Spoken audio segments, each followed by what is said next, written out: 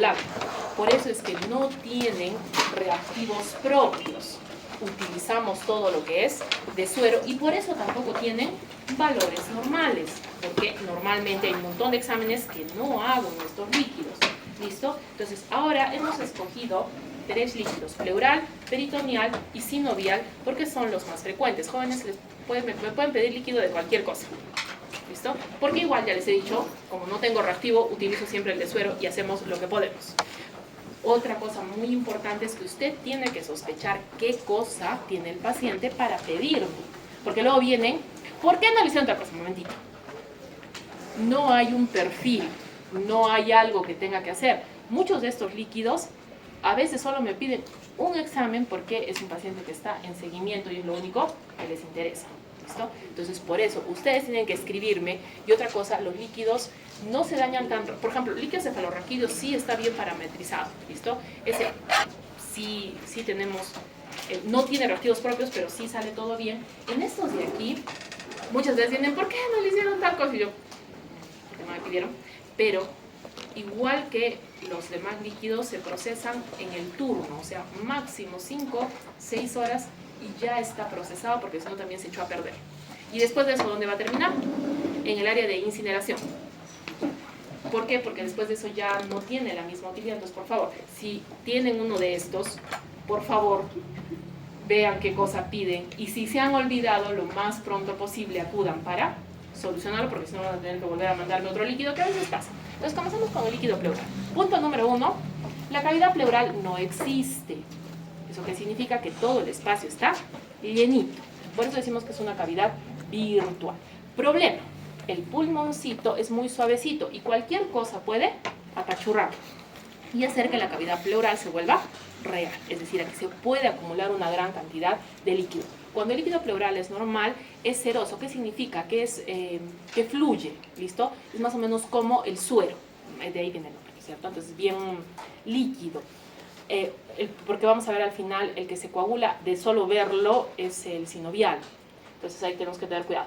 Debe ser transparente amarillento, más o menos al color del plasma, y es muy poquitito. Normalmente esperamos que haya unos 7 mililitros de líquido pleural. Normalmente no me pueden mandar una muestra de líquido pleural, salvo que haya un derrame. Por lo tanto, tenemos que recordar que este espacio entre las dos pleuras no existe, simplemente es el líquido para que las pleuras se puedan desplazar y está en contacto tanto con los vasos sanguíneos como con los vasos linfáticos.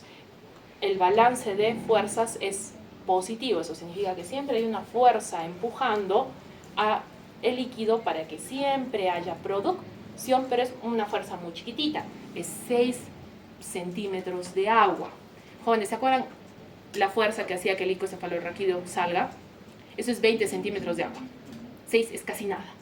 Y luego, a este nivel, el contacto con los linfáticos es muy importante y los linfáticos se pueden dañar con mucha facilidad. Cirugías, traumatismos, enfermedades. Entonces, ¿qué pasa? Si es que la presión hidrostática aumenta, el líquido va a aumentar. Si la presión oncótica disminuye, el líquido va a aumentar también, porque la presión oncótica está sacando normalmente el líquido de la pleura. El drenaje linfático está sacando líquido constantemente de la pleura. Por eso cuando se daña, se va a llenar para el otro lado. Y la presión negativa es la presión que nos permite respirar. La presión negativa no es muy fuerte porque está diseñada para absorber aire en una vía que tiene un espacio grande. Entonces la presión negativa es pequeñita y es para que el aire ingrese. Pero por el otro lado va a jalar un poquitito de líquido también, no es la gran cosa, les pido, ¿listo? Entonces normalmente no deberíamos tener. Por eso es muy importante clasificar en trasudado y exudado. ¿Cuál es el más frecuente? La insuficiencia cardíaca congestiva es la primera causa de derrame pleural que se presenta por primera vez. O sea, tú ves un derrame pleural y dices, hasta 80% de acuerdo a las series puede ser insuficiencia cardíaca, ¿listo? Es muy importante solamente por el problema hidrostático, pero hay otros problemas como las alteraciones de cuando se obstruye la vena cava y esas cosas. Pero tenemos que tener en cuenta también la siguiente. Cirrosis va a hacer que disminuya la presión oncótica y el líquido pase con más facilidad. Es por eso que es muy frecuente que haya incremento de líquido en la pleura y en el peritoneo, y viceversa, ya sea que la causa sea en el peritoneo, puede repercutir en la pleura o al revés. ¿Listo? Cuando hay cirugía, sobre todo, y traumatismos, puede haber una conexión anormal con otra área. Por ejemplo, en el caso del líquido cefalorraquídeo, suele suceder cuando hay cirugía de columna. Se hace daño, se fistuliza y comienza a llenarse todo en el pulmoncito de líquido cefalorraquídeo. Puede venir del peritoneo, puede venir también del tracto urinario. Entonces, eso es importante porque ahí la producción de líquido es muy alta. Entonces, va a apachurrar al pulmoncito, que créanme, no tiene ninguna resistencia. Es un órgano muy suavecito. ¿Listo? Y el exudado más frecuente es el paraneumónico, que quiere decir, mi paciente tiene neumonía y va a tener salida de líquido pleural, pero este de aquí se debe resolver solo. ¿Qué es lo que yo necesito identificar? Si es que es un exudado paraneumónico complicado. ¿Qué es un exudado paraneumónico complicado? El empiema. El empiema no se resuelve por sí mismo, el tratamiento es quirúrgico.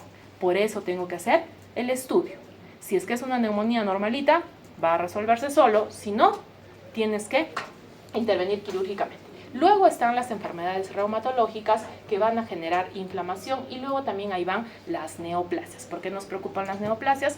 Por su gran frecuencia. La pancreatitis por irritación la pancreatitis, curiosamente, con frecuencia da ascitis, y por irritación puede también dar derrame pleural. En el caso del hemotórax es que hemos dañado un vasito y muchas veces es traumático durante el procedimiento.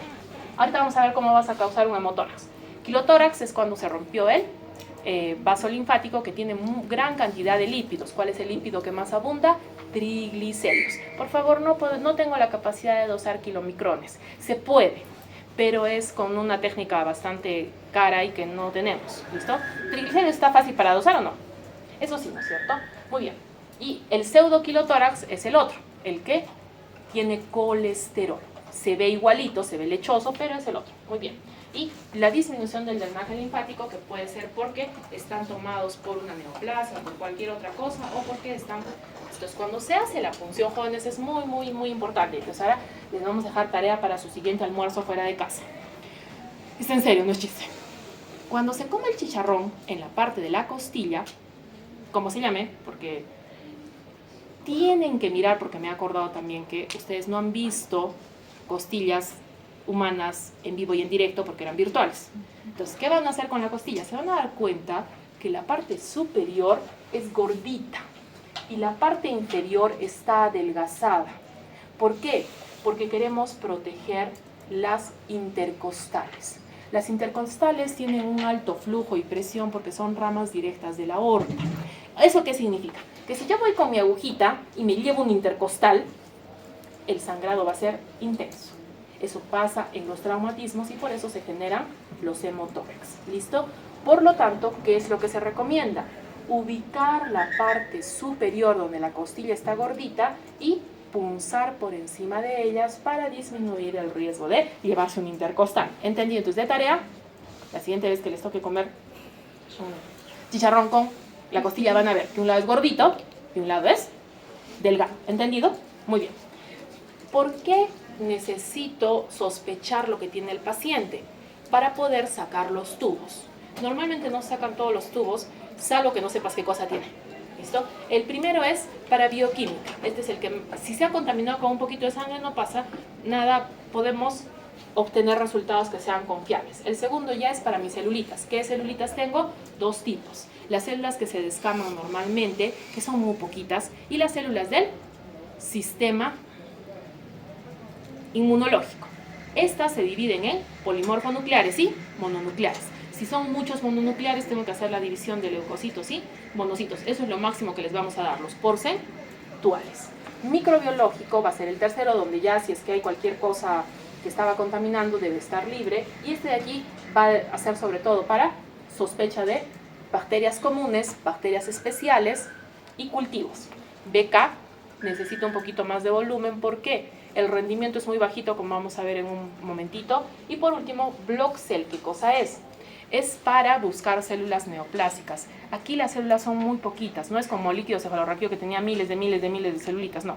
Aquí son muy poquitas. Y si no mandas por lo menos 100 mililitros, no van a poder ubicar celulitas para neoplasias. Generalmente cuando se realiza el procedimiento, me sacan los tubitos y luego todo lo que salga. 100, 200, 300, 400, 500, pero eso se hace en anatomía patológica. ¿Por qué les digo eso? Porque a veces dicen, me voy a llevar el líquido para block cell. No puedes porque ya lo hemos procesado, entonces siempre se toma de forma independiente. No es que el tubito vaya pasando por todo lado. Y aquí no es pues que les falte líquido, por favor tengan en cuenta eso, ¿sí? Muy bien. ¿Qué más? ¿Qué le vamos a hacer? Primero lo vamos a evaluar, eso nos va a permitir identificar y sospechar qué cosa está pasando. ¿Por qué? El rato que va saliendo el líquido, ustedes van diciendo, ah ya, como ha salido así, tenemos que pensar en esto, entonces le van aumentando exámenes y para que yo les haga el químico que ustedes quieran, el citológico. Aquí tenemos que tener en cuenta que Gram no tiene buen rendimiento, pero siempre tenemos que pedirlo por si acaso de repente si conseguimos. Y para los cultivos van a variar. Los cultivos para las bacterias comunes son unos y el cultivo de beca se tienen que acordar sí que es Sil-Nielsen. Dentro de las pruebas moleculares sería ideal que pudiéramos hacer PCR, como vamos a ver en el array, porque me soluciona casi la vida. El problema es que tenemos que tenerlo y también el costo. En las inmunológicas estoy buscando los anticuerpos, si es que puedo ubicar de otra forma las infecciones o las celulitas que me están dando problemas. Y por último, anatomía patológica, que les he dicho que es en otro servicio, para que se pueda superar. Entonces, normalmente es amarillo. Si es que está rojo brillante, le has hecho daño a un vasito. Pero generalmente cuando hay malignidad no es tan rojo, es un poquito más opaco, más oscuro. ¿Listo? Luego, cuando es blanquecino, lechoso también se le dice, hay que sospechar en quilotórax o el pseudoquilotórax, y se podría encontrar color negruzco cuando tengo Aspergillus niger. Aspergillus niger genera pigmento negro y se respira. Entonces, mi paciente tiene una neumonía por Aspergillus niger y cuando yo saque el derrame pleural, vamos a tener eso. El melanoma es poco frecuente, pero de todas maneras no se puede descartar.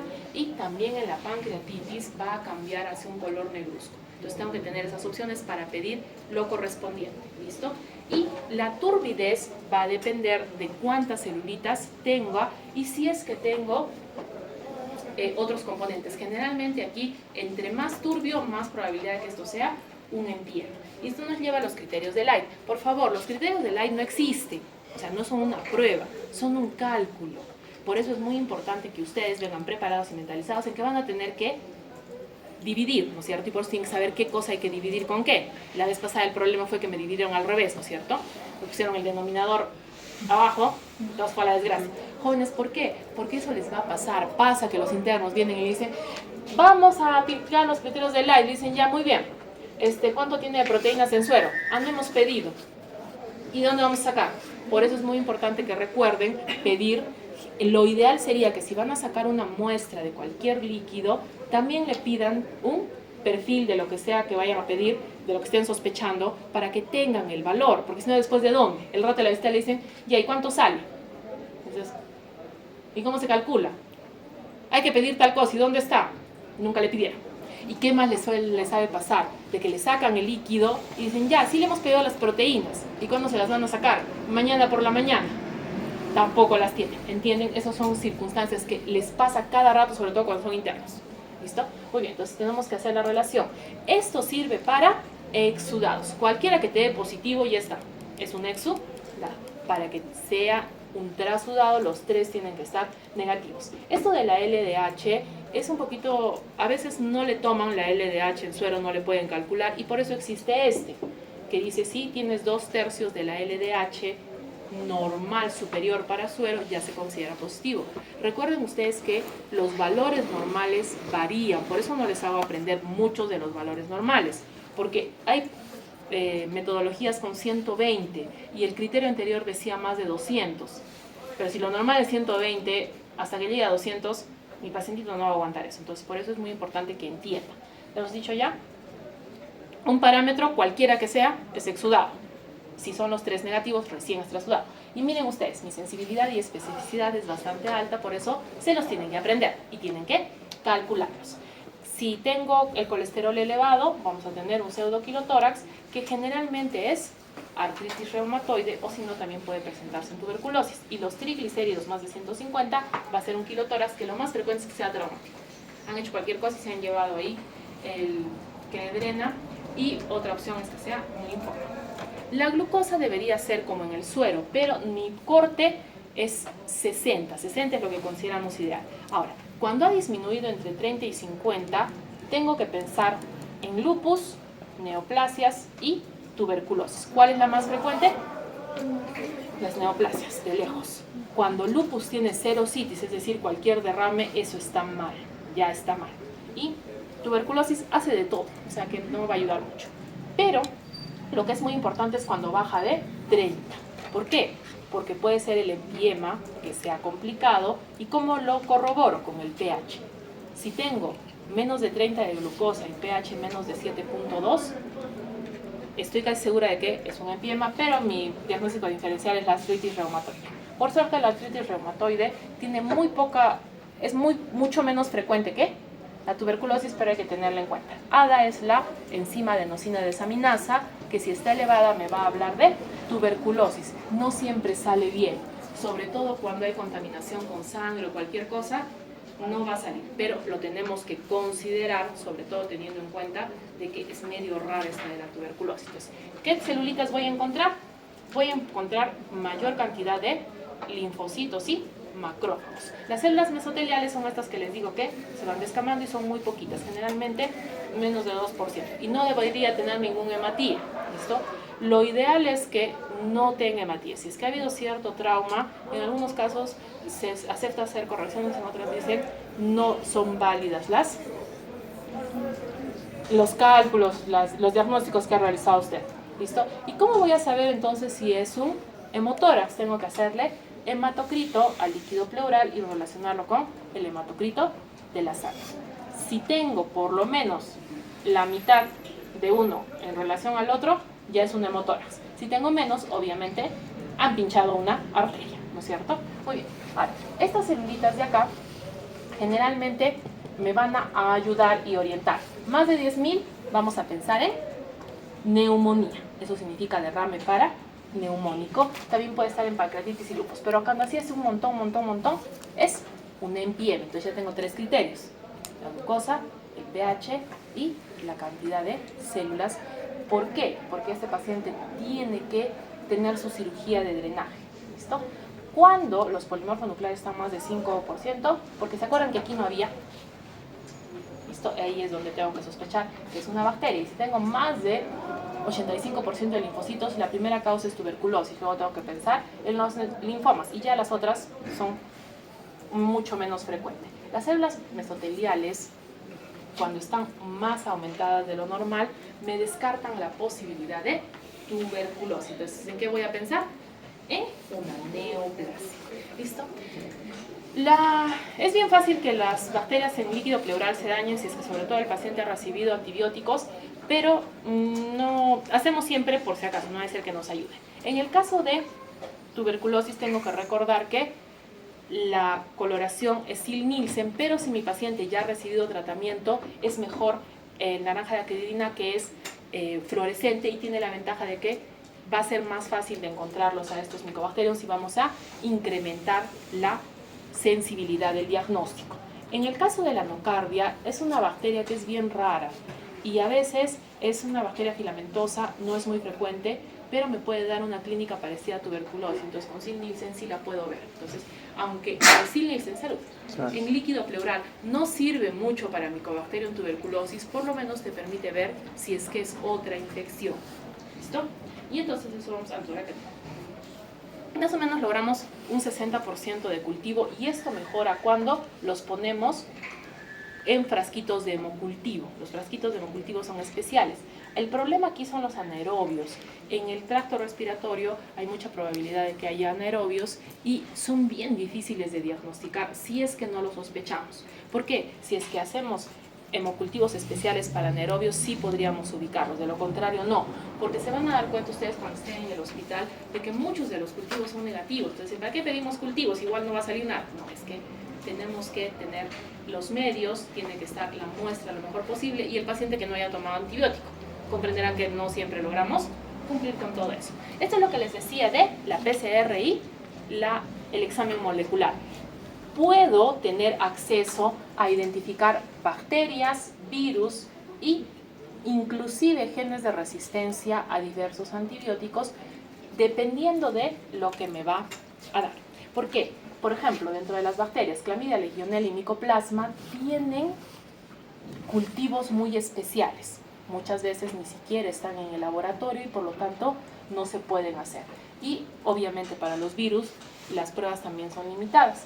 Pero estas pruebas especiales me van a permitir encontrar bacterias que son mucho menos frecuentes y que por lo tanto no se diagnostican, que son más o menos las que causan sobre todo las neumonías atípicas, donde el paciente no responde al tratamiento, no tiene una clínica que nos ayude y entonces por eso esas pruebitas nos van a ayudar. Este GeneXpert ya lo habíamos visto y qué ventajas me permite. No necesito que el Mycobacterium esté completo, solo necesito un trocito de su material genético. O sea, si mi paciente está con tratamiento, igualito me daría positivo. Además me va a dar la resistencia a isoniazid y rifampicina, que son las que con mayor frecuencia van a generar resistencia y además es muy rápido. ¿Problema? Es caro porque sí tenemos, pero el costo. Entonces, tenemos que tener en cuenta que el derrame pleural se clasifica de acuerdo a cuánto es que tenemos de líquido. Puede ser uno pequeño, uno mediano y uno grande. Como habíamos dicho, la insuficiencia cardíaca congestiva se lleva el primer puesto siempre, que es este ladito azul. Pero esos son los derrames pequeños y medianos. Ya cuando no es un derrame grande, eso está sospechoso. ¿Y qué es lo que notamos? Que la parte de neoplasias va creciendo justo con los derrames. Ergo, si el derrame es grande, ¿qué es lo primero que van a pensar? Neoplasia, ya sea primaria o metastásica, pero neoplasia. ¿Entendido? Muy bien. El cáncer de pulmón está entre los 5 primeros en nuestro país. Listo. Entonces vamos a hacer la diferencia. Cuando tengo una insuficiencia cardíaca, generalmente va a ser bilateral y es un trasudado. Como corroboro, apréndanse esto de nuevo. Mi péptido natriurético ProB va a estar mayor a 1500. Con estas tres ya tengo 95% de que eso es una insuficiencia cardíaca congestiva. Como comprenderán, la tuberculosis nos preocupa muchísimo porque en nuestro país es realmente frecuente a diferencia de otros países. Entonces este es solo de un lado, exudado, el ADA me va a ayudar y hemos dicho que son a predominio de linfocitos. Gram no me va a decir nada porque no tiñe, por eso tienen que poner en la sospecha para que podamos hacer Ziehl-Neelsen. Tienen que recordarse que el cultivo se llama Lowenstein-Jansen y entonces ahí vienen las sensibilidades. Si tú solamente pides Gram, vamos a lograr 10% de diagnóstico. Si es que tú pides con Lowenstein-Jansen, vamos a aumentar a 50%. Ya es GeneXpert, ese sí tiene 100%, sino que ya no lo ponemos porque les hace pasar vergüenza a los demás. Y nos queda enviar a anatomía patológica una biopsia de pleura porque con eso logro 70% de sensibilidad. ¿Por qué es importante esto? Ya le han hecho el drenaje al paciente, no les cuesta nada hacer un poquito más y sacar un poquito de pleura para mandarla a anatomía patológica y es mucho más rápido el diagnóstico y mucho más sensible. ¿Entendido? Entonces considerar eso, sobre todo cuando están sospechando. La artritis reumatoidea generalmente es unilateral y prefiere el lado derecho, le encanta. Este es de tipo exudado y hemos dicho que tiene una glucosa parecida a la de empiema y también su pH. Entonces es muy importante identificar una versus la otra. Y en el caso del lupus, generalmente es bilateral, este es exudado y todo lo demás lo tiene normal. ¿Por qué hablamos de artritis reumatoidea y lupus? Porque son las más frecuentes dentro de los problemas reumatológicos. Lupus va a tener una gran cantidad de células, pero no va a ser infecciosa. ¿Listo? Porque su Gram y su cultivo son negativos. Hasta ahí era líquido. ¿Cuánto me quedó? Ya, muy bien. Vitaminas. Líquido peritoneal es la parte que es normal, siempre se va a producir y realmente se parece muchísimo a los demás, ¿cierto? Es amarillito, transparente, es muy suavecito, es decir, no se coagula con facilidad y la cantidad es muy poquita, ¿listo? Los 20 mililitros que están ahí no son suficientes para que tú extraigas líquido peritoneal. ¿A partir de cuánto puedes extraer? De 50. 50 es lo que ya se considera un exceso y generalmente estos 50 los va a encontrar la ecografía. Por eso cuando hacemos ecografía en cavidad y decimos hay líquido, es que tiene más de 50 mililitros, ¿listo? Normalmente no vas a poder sacar líquido. Y cuando está aumentado, eso se llama ascitis, ¿no es cierto? Y entonces, aquí tenemos que clasificar por la etiología. Lo más frecuente es la cirrosis, pero recuerden que la cirrosis alcohólica, si bien es cierto es la más frecuente, no es la única cirrosis, ¿listo? Entonces, aquí lo vamos a dividir por hipertensión portal, o sea, yo creo que se pensar, ¿este paciente tiene hipertensión portal? ¿Sí? No. Si sí tiene, la primera causa es cirrosis y la segunda, insuficiencia cardíaca congestiva, también llamada falla cardíaca. Es solamente por incordiar, no es para que estén despiertos. Es lo mismo, es exactamente, como les dije. Y entonces, aquí tengo que considerar que tenga otro tipo de disminución de la albúmina, que haya un problema oncológico o algún cáncer que sea primario, o sino que haya habido una infección. Si es que se ha afectado el sistema linfático, otra vez voy a tener un aspecto quiloso. La pancreatitis también da ascitis. ¿Qué tengo que hacer en ese caso? Medir la amilasa. ¿Cuánto debería tener de amilasa en líquido peritoneal? No debería tener. Por eso es que, si es que te encuentras amilasa, pues sí. Y también puede estar en el mixedema, no es tan frecuente, pero es importante que lo sepan. Entonces, ¿cómo vamos a hacer nuestro? Vamos a hacer la punción con seguridad y generalmente como hay una buena cantidad, no nos va a faltar. Y entonces, ¿qué es lo primero que tengo que hacer? El bioquímico para poder hacer la albúmina y la amilasa, ahí están las dos. El recuento de celulitas, buscar gramicultivo, sospechar también de BK, pero cuando hay ascitis en BK ya es una TB miliar y esas son de las complicadas y feas, entonces por eso es importante identificarlo. Y por último, la citología, que era exactamente lo mismo que les dije hace un rato, el Block-Cell, pero aquí igualito es decir, ahorita vamos a ver cómo se hace el Block-Cell y por qué es importante, porque es como tomar una biopsia del tejido pero con líquido. Vamos entonces, ¿qué tengo que hacerles? Todos los exámenes que le había hecho a mi otro líquido también, pero como les digo, esto se puede hacer, no se hace, ustedes piden, nosotros hacemos. Si no me piden nada, a veces, varias veces ha pasado, me traen el Block-Cell, nos miramos el líquido y decimos, ¿para qué nos han traído esto? Y luego leemos ahí, Block-Cell, llamando a los internos, disculpe, Block-Cell es de la especialidad hermana, con nosotros, porque no me pueden pedir algo que no. Entonces, muy frecuente que en cirrosis tenga el color amarillito igualito que el suero, porque, o sea, encima que mi pobre paciente no tiene proteínas, ahí está perdiendo más albúmina. En el caso de que sea blanquecino, hemos dicho que es quilosa. Cuando es rojito, lo primero es que han punzado un vasito. Poco probable, pero bueno, porque se ven.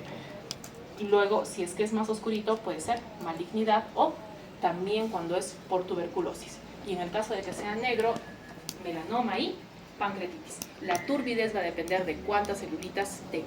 Entonces, entre más grave sea una situación de infección, voy a tener más celulitas y también en cuanto sea más grave, una situación de neoplasia, o sea, como estoy sospechando en algún tipo de cáncer. Pero cuando es un problema quiloso, a este nivel va a ser bien lechoso, entonces va a haber también turbio, hay que tener en cuenta. Entonces, ¿aquí qué vamos a hacer? Vamos a hacer la gradiente gasa. Gasa es la relación que hay entre la albúmina en suero y la albúmina en líquido peritoneal, pero tienen que pedirla, o sea, tienen que pedir esto. Y luego tienes que pedir las proteínas totales, porque gasa solamente pone de corte mayor o menor a 1.1, que simplemente es restar, o sea, no van a decir que eso parece una calculadora, ¿no? ¿Y por qué es importante? Para que te ayude a identificar la patología. Entonces, si tienes un gasa mayor a 1, eso es hipertensión portal. Si ese gasa está con poquitas proteínas, esta es cirrosis. Pero si ese gasa tiene proteínas altas, es generalmente que se ha obstruido la vena hepática o es una insuficiencia cardíaca. Eso te permite mejor. Ahora, si es que tienes menos de 1.1 y poquitas proteínas, tienes un síndrome nefrótico que también va a dar ascitis con mucha frecuencia, y si tienes las proteínas altas, ahí sí tienes, este es el malo, ¿no es cierto? Infecciones, cáncer, tuberculosis y otras. Muy bien, entonces esto de aquí, al cruzar los dos parámetros tienes 97% de exactitud en la etiología. ¿Eso qué significa? Que tienes que pedir todo. ¿Listo? No es lo mismo. Les he dicho que esto es la gradiente de albúmina y estas son las proteínas totales. Son exámenes diferentes. ¿Entendido? Muy bien. Nuevamente la glucosa se va a parecer mucho. ¿Y por qué me sirve? Porque cuando está disminuida tengo que sospechar en peritonitis bacteriana espontánea, que es una de las complicaciones de la citis por cirrosis. O sea, mi paciente puede tener cirrosis y encima una infección. Y aquí también va a suceder en la carcinomatosis. ¿Qué cosa es la carcinomatosis? Que tengo células del peritoneo que han sido cambiadas por una célula neoplásica. ¿Por qué nos preocupa esto? Porque las células del peritoneo están diseñadas para no dejar pasar cosas. En cambio, la célula neoplásica, cuando le quite el lugar, no le importa qué cosa pase. Y por último, agarra y un día dice, no, vamos a hacer metástasis y se marcha. ¿Y qué cosa te deja? Un hueco. ¿Listo? Por eso es de que en este caso va a haber mayor cantidad de problemas. ¿Entendido? Bueno, entonces aquí tenemos la LDH. Me va a ayudar a diagnosticar peritonitis bacteriana y también va a estar incrementada en neoplasia o si se ha perforado un órgano. ¿Sí? Sobre todo cuando hay heridas sospechosas en abdomen, tú no puedes revisar todo el intestino para saber si es que hay algún tipo de fuga. Y esto va a ayudarte a decidir si es que se opera el paciente o no. Nuevamente, el ADA debería ser menos de 40 y nos va a ayudar a sospechar de tuberculosis. ¿Qué tenemos que hacer cuando tenemos un líquido peritoneal? Si tenemos un exceso de líquido peritoneal, es importante que hagamos los exámenes completos para saber qué cosa es. ¿Listo? Entonces, ¿qué es lo primero que tenemos que ver? ¿Qué apariencia tiene para que nos oriente? Después vamos a hacer las celulitas y recordemos que las celulitas nos van a dividir en la cantidad total. Si tenemos más de 500, ahí vamos a seguir el protocolo hasta completar con la gradiente de albúmina y vamos a hacer las pruebas especiales de acuerdo a lo que nos sale. Entonces, ¿qué significa esto? Los derrames deben ser estudiados. Necesitas saber qué ha pasado para poder dar el mejor tratamiento posible. Vamos a hacer el GRAM y solamente va a salir positivo si es que hay un montón de bacterias. La estructura se va a dañar, no es 100% efectivo, pero hay un problema aquí. Normalmente las infecciones bacterianas son solo por una bacteria. En el caso de peritonitis tienes las dos opciones, de que sea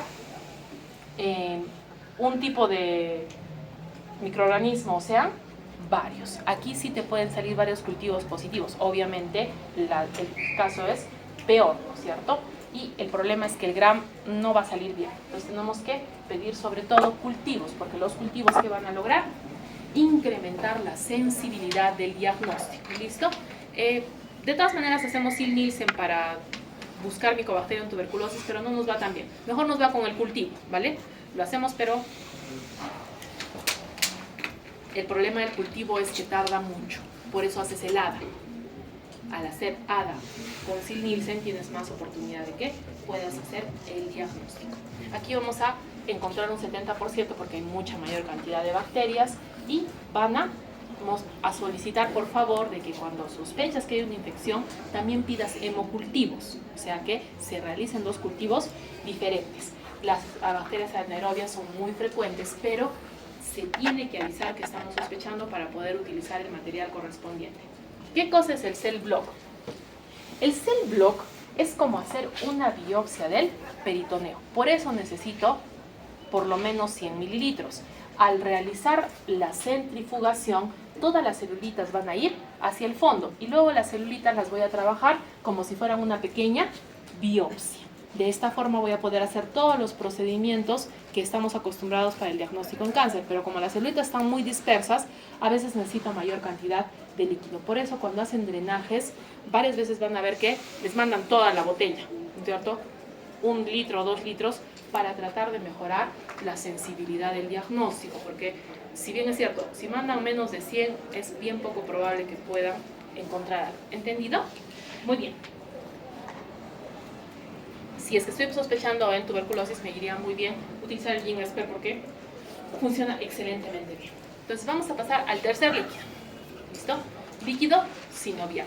Líquido sinovial, obviamente estoy hablando de articulaciones. Problema, no estoy trabajando la parte rara que es las poliartritis. O sea, cuando tienes más de una articulación afectada, es otro protocolo totalmente distinto. ¿Cuál estoy trabajando yo? Las monoartritis. ¿Cuáles son las monoartritis más frecuentes?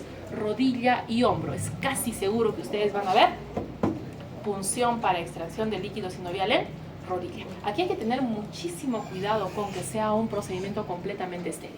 Tú que entras una bacteria a la rodilla y ahí sí te nos arruinamos todos. Y esto es muy, muy importante. Aquí es muy importante tener en cuenta que este líquido es viscoso, no es ceroso como el otro. ¿Por qué? Por su gran contenido de ácido hialurónico para evitar el traumatismo. Este joven se coagula, se tiene que trabajar rápidamente. Entonces, cuando tú lo obtienes, primero vas a tener un tubito que hay que asegurarse que sea completamente estéril para microbiología. El tubito con EDTA es para que no se coagule y puedas hacer el conteo de células y cristales. Cristales aquí es muy importante.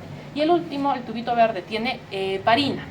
En este de aquí vas a utilizarlo para bioquímica. Varias veces yo he visto que cuando realizan la extracción le colocan la heparina directamente. ¿Listo? Se supone que eso podría molestar algunas celulitas, pero no se molestan tanto. ¿Sí? ¿Por qué? Porque en cuanto vas extrayendo el líquido, a veces, sobre todo cuando hace espacio, a veces ya comienza a coagularse. Entonces, por eso este es más fastidiosito. ¿Listo? Entonces, ¿qué tenemos? Que el líquido normalmente son menos de 3 mililitros. Por ahí debe decir. Es bien poquito líquido en la articulación. Va a ser amarillo. ¿Y qué nos interesa aquí? La glucosa va a estar mayor de 90. Siempre voy a tener leucocitos, pero nunca van a pasar de 200. Los polimorfonucleares son menos del 25%. Ahora, ¿qué cosa es el mecánico? El mecánico es el que se ha golpeado mi paciente. Luego tengo el inflamatorio, es decir, que es por culpa de alguien más, no es culpa de otra cosa. Luego tengo el que sí es séptico. ¿Y esto por qué? Por el cultivo. O sea, el que es séptico es porque la bacteria ha ingresado. ¿Cuál es la bacteria que con mayor frecuencia ingresa? Neisseria gonorrhoeae. Y esa le encanta la rodilla. ¿Listo? Generalmente son deportistas. Vienen y dicen, me lastima la rodilla y te pones una Neisseria. No se lastima la rodilla, ¿no? Primero fue la Neisseria, luego se hizo sistémica y de ahí se fue a vivir a la rodilla porque le encanta. ¿Listo? Entonces, muy importante. Este de aquí, el mecánico, es transparente y las celulitas van a ir a 2000. Entonces, el incremento sí se nota, sin polimorfonucleares. En el que es inflamatorio es por culpa de los cristales generalmente. ¿Cuáles son los cristales? A la cabeza gota y pseudo gota. Vamos a tener incremento de celulitas, pero ¿quiénes son? Los polimorfonucleares no van a aumentar tanto. Aquí el problema principal son los linfocitos, que no sé si están, pero bueno. Entonces ya, en el caso de que sí sea una infección, ahí sí voy a tener mi cultivo positivo y van a ser los polimorfonucleares. ¿Listo? Los casos hemorrágicos es obviamente de que va a estar rojizo, pero no son muy frecuentes, ¿sí? Y esos generalmente van a ser por enfermedades raras. A la cabeza, la hemofilia. Muy bien, entonces, ¿qué tengo que analizar? En primer lugar, si es que mi pacientito tiene antecedentes de haber tenido cristales. Entonces tú dices, si es que es un caso de hemorragia, vamos a tener que contar si es que hay sangre. Si es que no hay sangre, voy a contar mis células blancas. El detalle es que cuando hay sangre, ahí sí se pierde totalmente la relación y no se va a poder lograr hacer muy bien. Entonces, si tiene sangre, obviamente la primera causa es traumática y luego está las hemofilias. En este caso, si es que no tengo incremento de celulitas, voy a pensar en trauma también. Y si es que sí tengo incremento de celulitas, vamos a pasar a nuestro siguiente. Entonces aquí, mis celulitas están incrementadas, por lo tanto tengo que buscar cristales. Si es que no tengo cristales, pues le echo la culpa a la infección. Y si tengo cristales, tengo que hacer la diferenciación entre urato monosódico, que es gota, y el caso del fosfato, que es pseudo gota. ¿Y qué me van a decir? Depende. El dihidrato de pirofosfato es como una crucecita. ¿Cómo se llama eso? Doble birefringencia, es decir, tiene como si fuera un palito de un lado y del otro. Luego está el urato monosódico, son cristales lineales que dicen tipo aguja, y este de aquí es doblemente negativo a la birefringencia, o sea, es lo opuesto del otro. ¿Cuál es el problema de estas agujas? Que muchas veces te las van a reportar dentro de los linfocitos. Eso significa que la situación está más delicada. Y por último, si es que tenemos un derrame blanquecino, podemos encontrar cristales de colesterol que nos están hablando de un derrame que es de mucho más tiempo. ¿Ha entendido? Creo que sí, digamos. Sí.